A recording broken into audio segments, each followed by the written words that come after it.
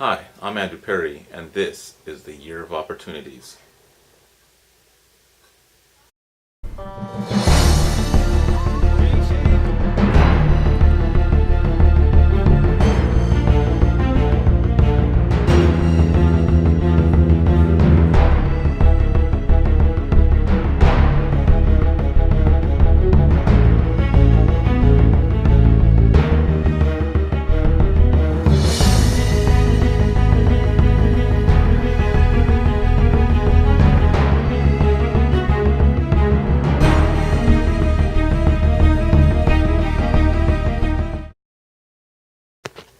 This episode is a good one for all you parents out there with children in the ABC Unified School District.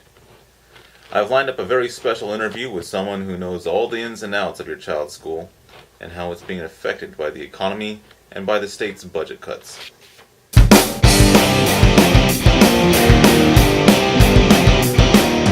I'm here with Dr. Mary Sieu, who's the Superintendent of ABC Unified School District. Can you tell us a little bit about the state of the schools? I'd be glad to, and first of all, thank you for taking the time to hear more about our school district and where it's going. The state of the school district, ABC Unified School District, I think is in very good shape. Last year, our school district, on average, by comparison to other school districts in California, exceeded what we consider to be the Academic Performance Index ranking. And so for us, when we use what is a sort of a barometer for all school districts, we know that by comparison, we are doing quite well. And more specifically, since I know that a lot of people are probably tuning in to hear about what are some of the differences between the cities that we serve. We serve, as you know, Artesia, Cerritos, Hawaiian Gardens, and Lakewood. And so as far as our Artesia schools are concerned, I'm just absolutely delighted that this year I already know that in terms of academic achievement of our schools in Artesia, the results will be coming out this week, and I already can predict what some of those results are, and they're very, very positive with great gains in almost every single school in Artesia. So I'm very proud of where our district is going. It doesn't mean that we don't have enormous challenges ahead of us this year, but as far as what are the expectations for our schools, meeting benchmarks throughout the state of California, ABC is doing quite well. How has the school district been affected by state cuts?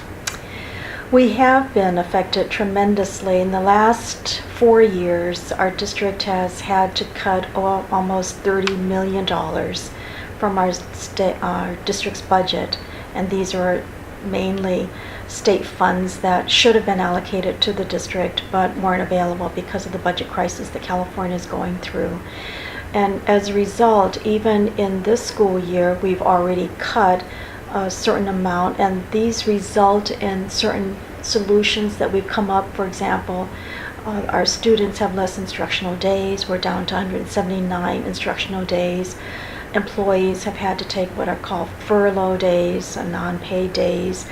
And in looking ahead as far as the future of where the state is and its possible impact on public education as a whole, it can be a very dismal picture.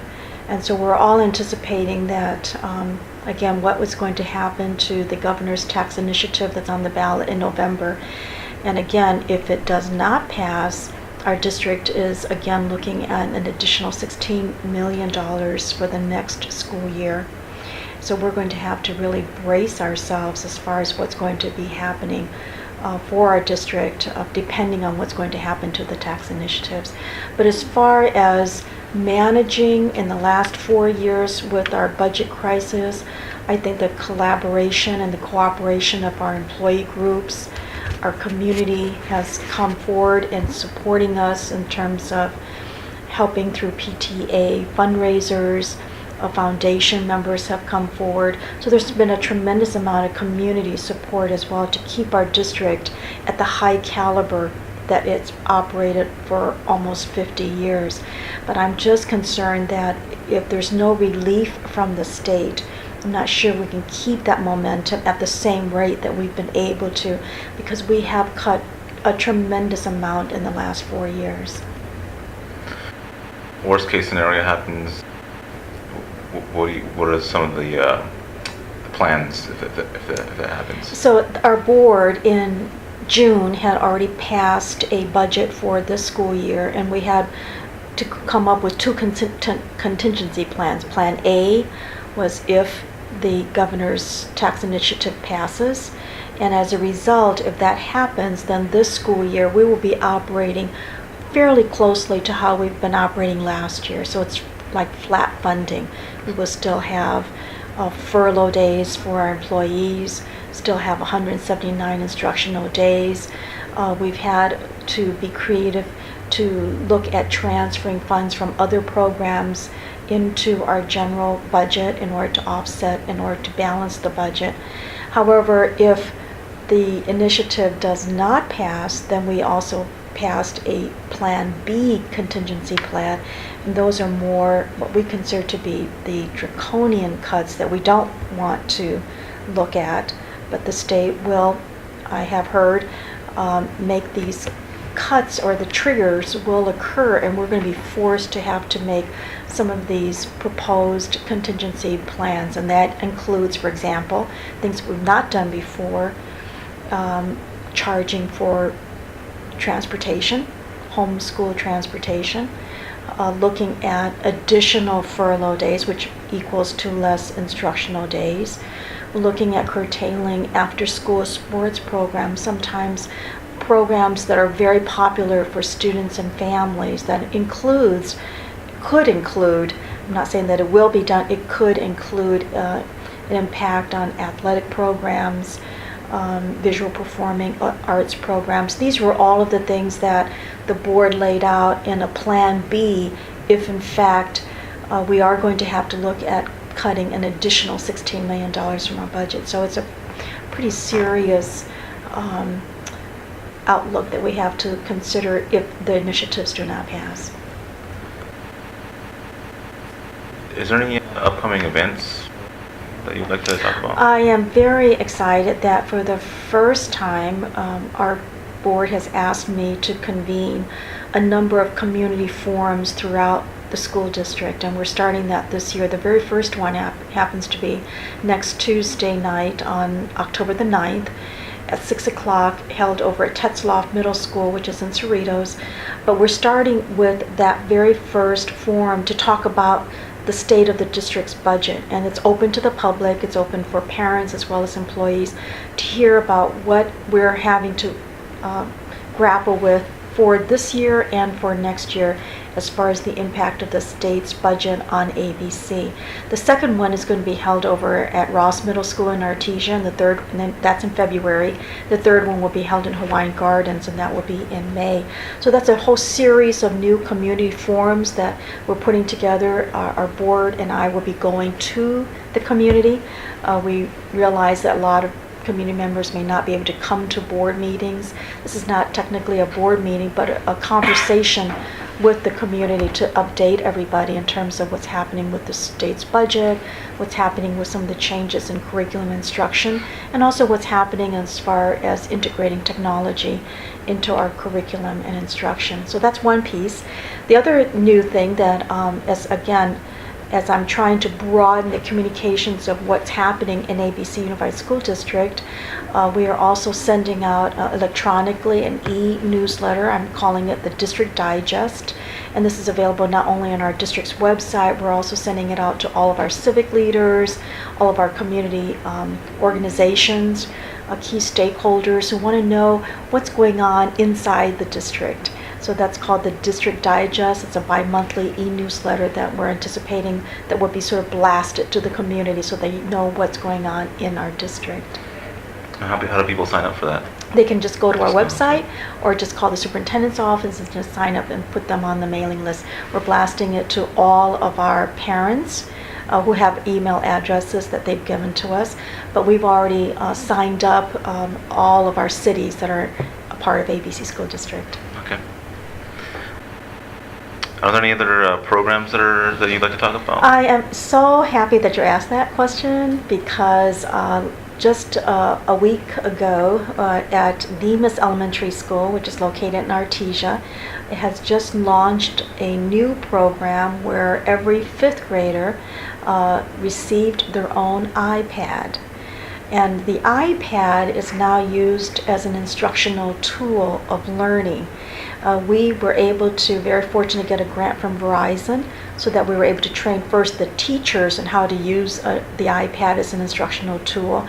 And then we held the parent night for all of the students in fifth grade so that they knew the policy conditions of using an iPad, because this is where the students are able to take it home for doing the work as well as working on the iPad at school.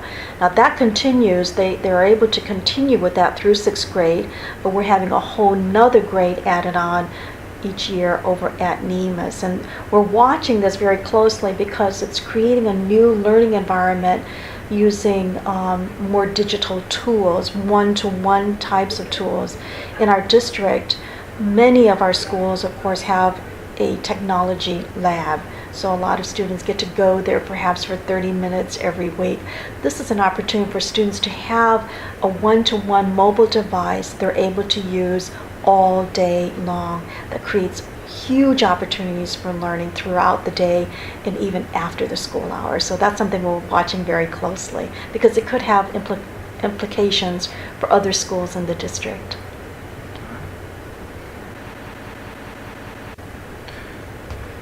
Another topic I had was about school safety. Anything to say about that? Well, actually this month, October, is our Cyber Smart Month. It's really about cyber safety. We can't live without technology now. Students are involved with social media. We can't ignore that part of it, whether they use it at school or whether they use it quite a bit at home. So we're teaching our students from elementary school through high school about how to be cyber smart. It talks about how to use the internet. It talks about using social media appropriately. It talks about issues such as plagiarism to issues such as cyberbullying. And so this entire month, our entire district is asking that every single classroom will be teaching about how to be cyber smart. And that's a very important time for our kids to understand that it's imperative that our students know how to use the technology tools that they might have at home, whether it's their smartphones or whether they have a computer and laptop at home. And so that's what we're doing as part of October. It really falls in with, towards the end of October, we have what is called the Red Ribbon Week that we commemorate every year to focus on anti-drugs, anti-violence issues. So it sort of falls in now because in today's society, it's impossible to look at safety without looking also at how cyber safety is a part of that too.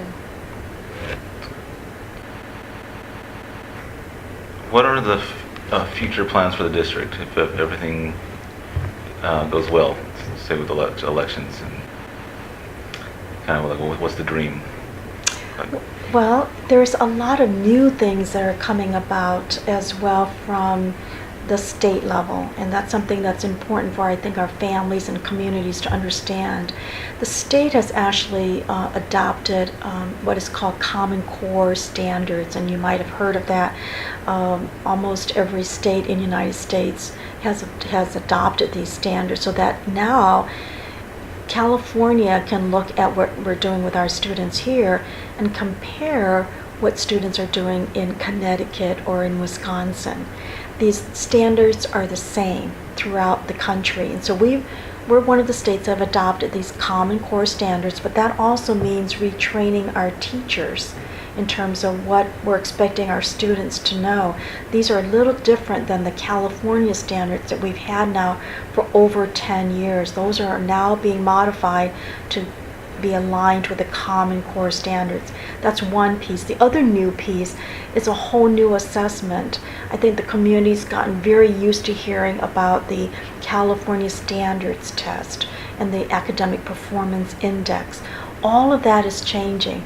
Within a matter of 2 years, we will have a whole new test. It's called Smarter Balanced Assessment. These are tests where the students actually have to take it on the computer. These are computer adapted tests that are done very differently than just the paper pencil bubbling in the test. So we're again training our staff to become better aware of what these tests are asking of our students and the kinds of questions that are focused more on critical thinking skills, higher order thinking skills. And so that's a whole new shift that our district is going to have to evolve into in the next couple of years. That I know that in our district we've already started that momentum. We've already started the training for our teachers, there's still, and our administrators, but there's still a tremendous amount of work that needs to be done because it is a shift for our students and our families in terms of what's going to be expected in the future. All right. Is there anything else that you'd like to add?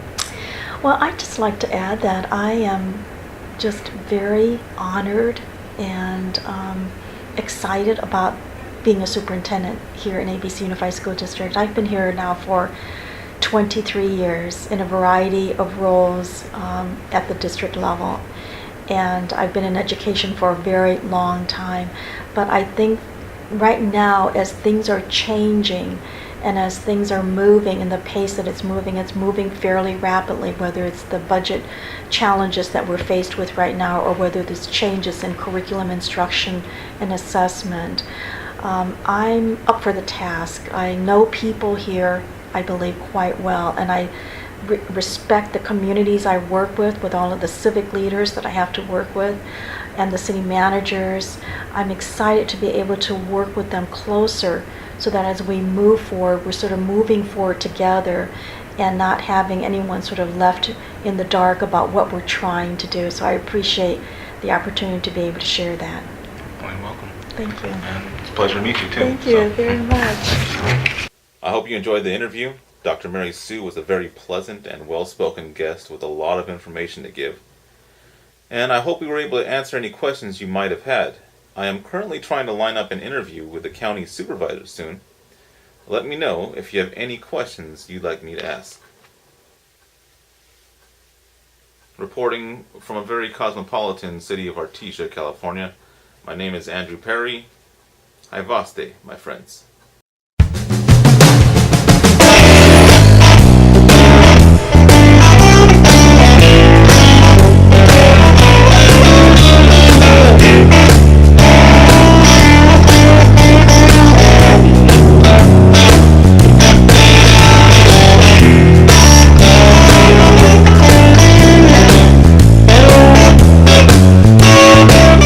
I get nervous too, so I get nervous when I'm on camera. Okay.